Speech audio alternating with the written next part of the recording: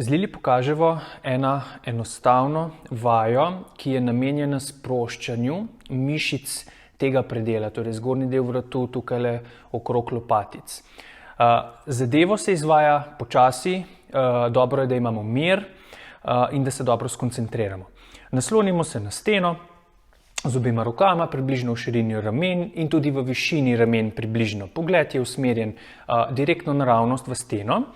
Zdaj, tukaj se mogoče ne vidi prav zelo dobro, ampak medenica je v nevtralnem položaju oziroma celo bomo pretiravali in pretirano skrijemo rep na rokovajih med noge, torej medenico obrnemo k sebi nazaj, kot da bi želela Lili zdaj tukaj postati čim bolj puklasta, kolikor je lahko. Torej, greva midva v ta položaj, ok? Se zmerno, močno odrinemo od stene. Tako, ne preveč, ker če bomo prenasilni, bo že sam položaj zelo neudoben. Pogled relativno približno takole, ja? Torej, da ne gledam previsoko, da vrat ni preveliki napetosti.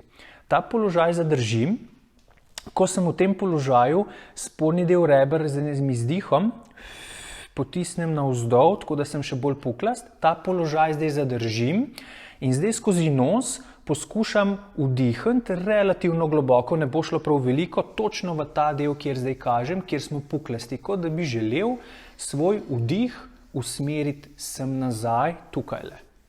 In lepo v miru, počasi naredimo 5 do 7 vdihov. Tukaj vdihnem, izdih podaljšan, sproščen. In na ta način lepo v miru dihamo. Zdaj, vdih, ko smo v tem položaju, predvsem, ker ne želimo vdihovati v trebuh, ampak izključno samo sem, bomo imeli občutek, da ne moremo veliko vdihniti. To je normalno. Približno po občutku imamo 10-20% kapacitete vdiha v primerjavi z običajnim vdihom. Tako da to je normalno in se samo koncentriramo in vdih usmerjamo počasi sem. Če vam je lažje, lahko vsakič, ko vdihnemo, zadržimo vdih za kakšno sekundo, 2 ali 3 in potem počasi izdihnemo. Okay? Kar sprostimo se počasi. Okay?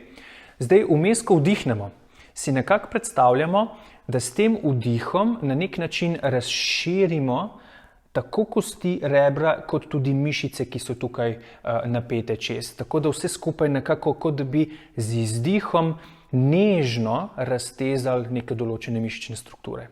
Zadevo potem izvedemo tam nekje v rangu do 7 ponovitev, več ne, predvsem zaradi tega, ker imamo v takem času še nekako dober fokus.